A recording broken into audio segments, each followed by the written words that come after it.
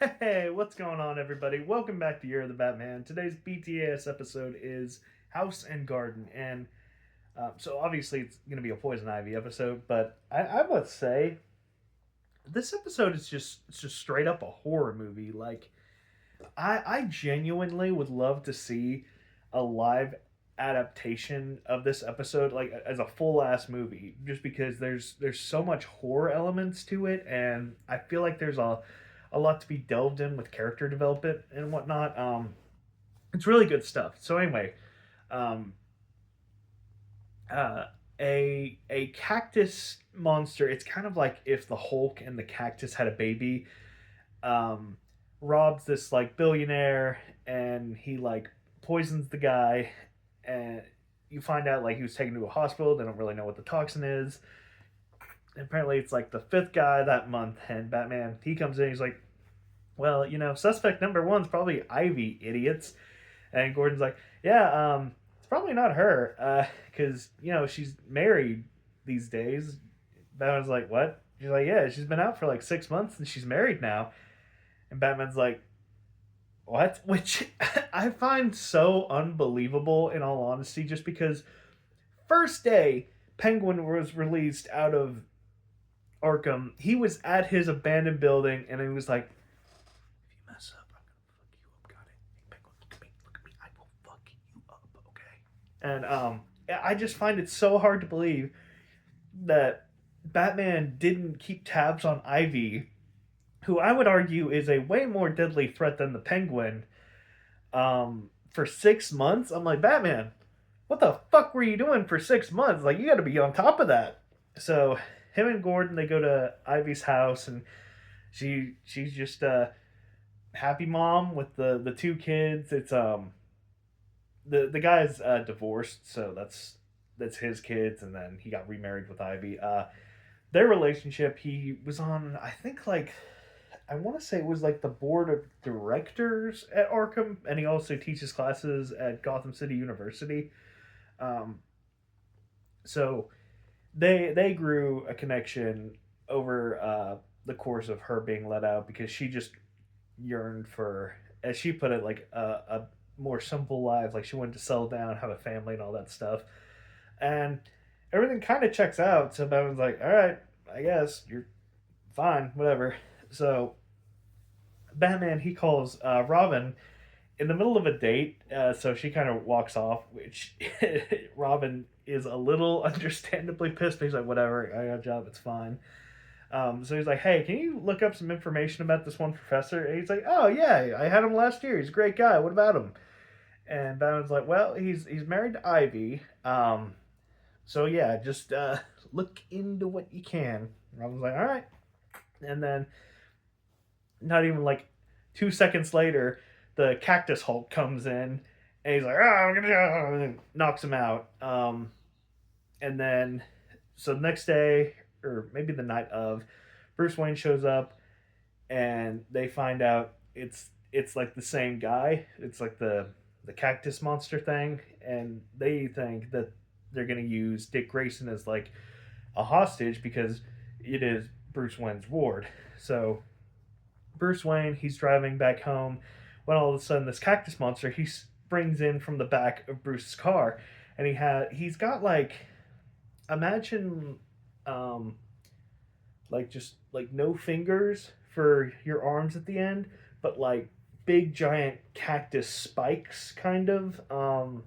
It's kind of hard to, like, imagine uh like a really big cucumber with Wolverine claws coming out of it.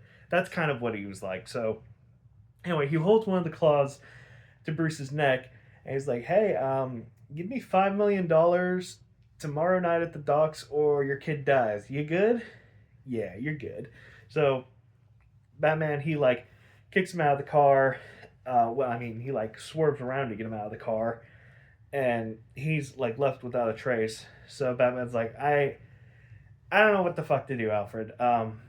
So I guess I'm meeting him tonight, but in the meantime, I still have a feeling that Ivy is behind this, so I'm gonna follow her.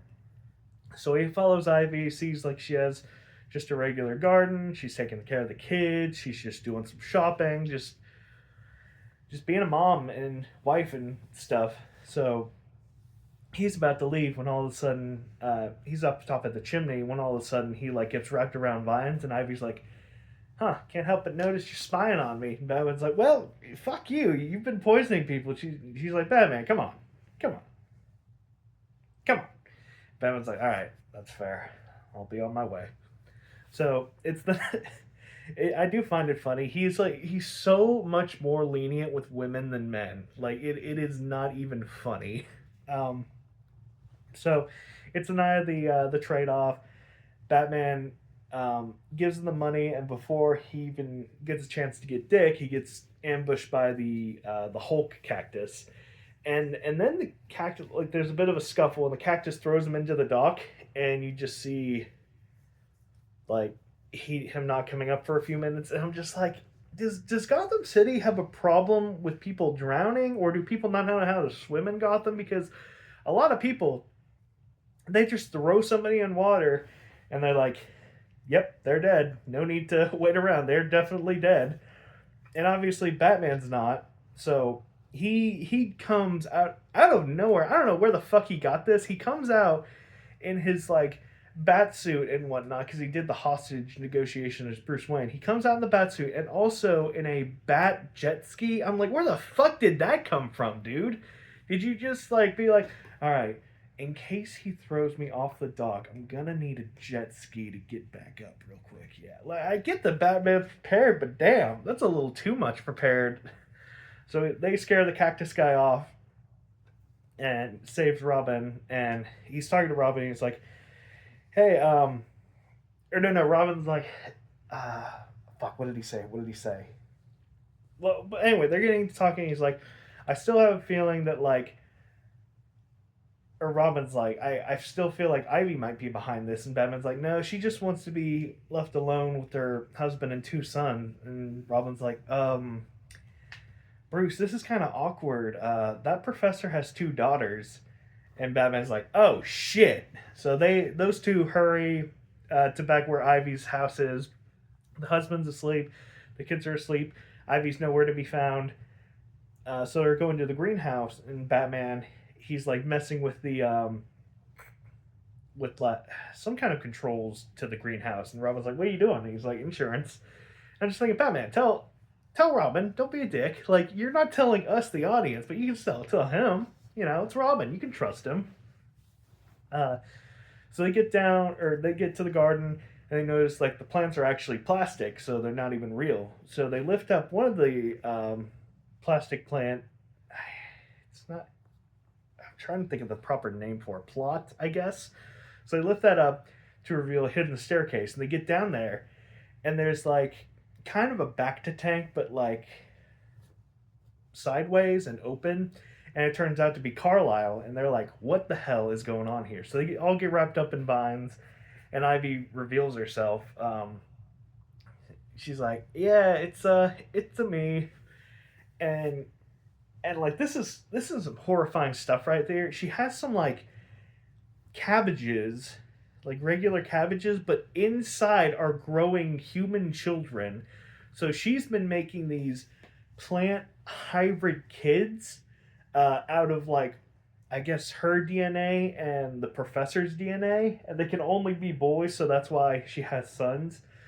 And they go through a very quick process. It's like the babies, the boys, the husband, then they finally turn into um, the cactus creature thing. And she's like, "Oh, well, good thing I gave this batch a super extra dose. It cuts their lifespan in just a few minutes, but they'll kill you guys real quick." So Batman, he uses a pocket knife to get out of the vines, and a fight takes place with like all the cactus creatures and Batman and Robin until eventually like they outrun them, and then Batman turns on the pipes and a bunch of weed killer leaks out and just kills all the creatures. Um, and then Ivy shows up, and it turns out that she was a replicant too. It turned out like Ivy made a clone plant of Ivy just so she could escape. And it turns out she's taken a plane to, I want to say like South America or something. I just gotta say, like the animation and stuff, like the plants melting, like the kids coming from the cabbages, like the growth, like the incredibly enhanced growth from like the kids, the adults, the plant monsters, like it's just it's just creepy and nightmarish. Like that's why I would love a live action adaptation of this specific episode, just because they could do so much stuff with this episode. Like this episode has a lot of potential. Like this could be a two, three, four parter, honestly, just because it's just so interesting. So you find out Ivy this whole time she didn't even have like a real husband or kids. She just like kept growing the cycles, and then the when they get to the monster stage, they would just like rob these single millionaires just to keep the family like fed, clothed, and watered and whatnot. It's kind of fucked when you really think about it. Also, it is weird though. Like for 6 months, like what about the ex-wife? The ex-wife was in the picture. You're telling me for 6 months she didn't, she or the daughters didn't contact the father? Like I find that hard to believe. You think they'd be like, hey, where the hell did these kids come from? Because they have the same names as our daughters, but they're not our daughters. So there is a lot of plot holes in this episode. That's why I think like so much more could be done with it. Really creepy episode though. Really well done. But rating wise, it's definitely not a seven. It's definitely not a one or a two. I don't know. When you do think about it, though, there is a lot of plot holes. But the creep factor of it all, and it's just like it's so unique of a thing, and it just shows how fucked up Ivy's head is. Because like for her, that was like a legit family. It's just ugh. So getting to see her psyche like that, it's just like my god, you are nuts, lady. Um, but yeah, back to rating. I'm trying to think. I don't want to be mean to this episode because there's a lot of good stuff to it, but then there's a lot of dumb stuff to it too. But I think I will be fair. A nice 4 out of 7, just right down the middle. But good. Still worth a watch, I will say. So yeah, well, bye.